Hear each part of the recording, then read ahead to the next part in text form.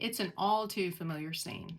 Artist gets sketchbook, opens sketchbook, stares at sketchbook, continues to stare at sketchbook, makes a mark in the sketchbook, erases the mark in the sketchbook, and this just goes on for a while until artist closes sketchbook and goes and washes the dishes and says to artist self, maybe tomorrow I'll have some inspiration to do something in this sketchbook. And before you know it, a week of tomorrows has passed. We've all found ourselves in that situation, whether you're an artist that creates paintings, a musician, a writer, it doesn't matter. You got something blank staring you in the face, and inspiration has went silent. It has ghosted you. It's gone. Where did it go? Well, today I'm going to try to give you 5 tips that you can use to help you find that inspiration. I'm Stephanie and this is Studio Gigi, and today we're talking about inspiration. Not being able to find inspiration in something repeatedly can be frustrating, deflating, and honestly just make you feel like a total fake when you are trying to pursue whatever creative adventure you're on. It really is disheartening at times. There are a lot of quotes that I found on the internet and that I've heard for a lot of my life. So I'm just going to read some of these because I've tried to memorize them and it's not happening. So the first one is Thoreau, and I did have to look up the pronunciation of his name. Even though I knew it, I just didn't want to mess it up. So here we go. Go confidently in the direction of your dreams. Live the life you've imagined. That's a great one. That's a great one. You put it on a t-shirt, put it on a cup of coffee, go for it. And then there's another one. And this one is the one that actually helped me start this YouTube channel. And it goes something like this, and it's by Walt Disney. I'm just going to paraphrase. The best way to do something is to stop talking about it and go do it. That's what I finally did. People were sick and tired of hearing me talk about starting a YouTube channel, and here I am doing it. Thanks, Walt. And then perhaps my favorite quote that I've heard, especially since being an artist, is inspiration exists. You've heard it. It's by Picasso. Inspiration exists, but it has to find you working. And there's a second part of that quote, and I'm definitely going to paraphrase this part. Basically, if you can't do something, go do it and keep doing it until you can do it. Unless it's crochet for me, because it doesn't matter. You still can't do it. And it's so true. If you're not doing the work, you're not going to do the work. You're probably out there washing dishes or folding clothes or mowing the lawn. That's basically my to-do list. And really, sometimes those things are okay to do. You need that. And sometimes that's when inspiration strikes. That's sneaky.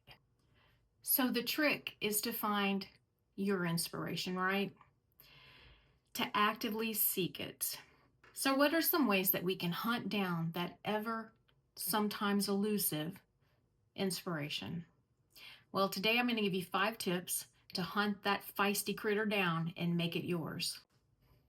Number 1, Pinterest. Yes, I said it, Pinterest.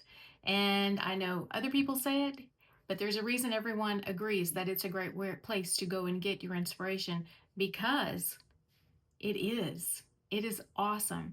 You can go on there, you can make 1 board, you can make 100 boards of all your interest, and it's always there. You can access that and use that in your art practice. I use it almost daily. I usually get up in the mornings and I doodle or draw, just trying to warm up a little bit, and I will use my Pinterest boards often. Number 2, Pexels, Pixabay, and Unsplash.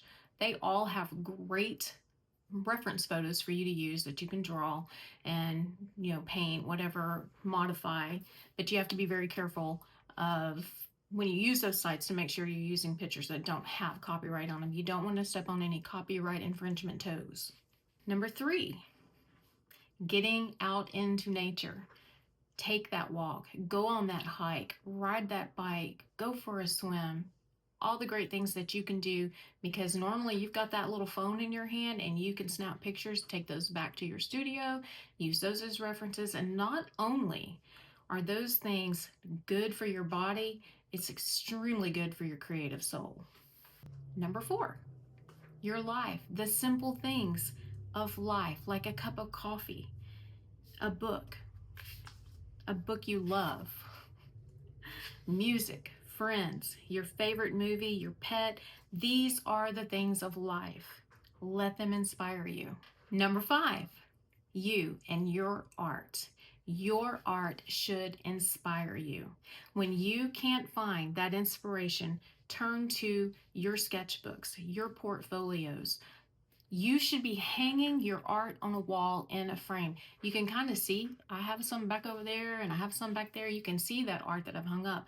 And I do that because when I go through my sketchbooks and my portfolios, I see that I have been inspired before and I have done things with that inspiration. So I know I can do it. Don't take your own artwork for granted.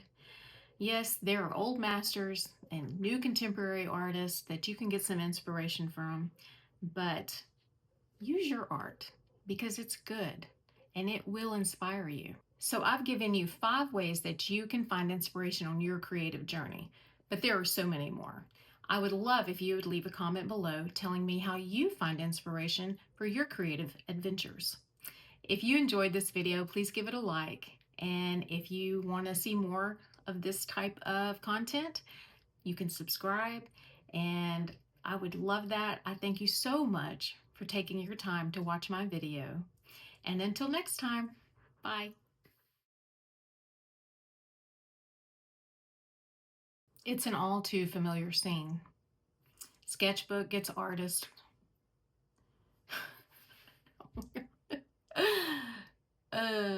Stephanie. Let's try that again. Number 5. Let's try it again, because you're still looking at yourself, you vain creature.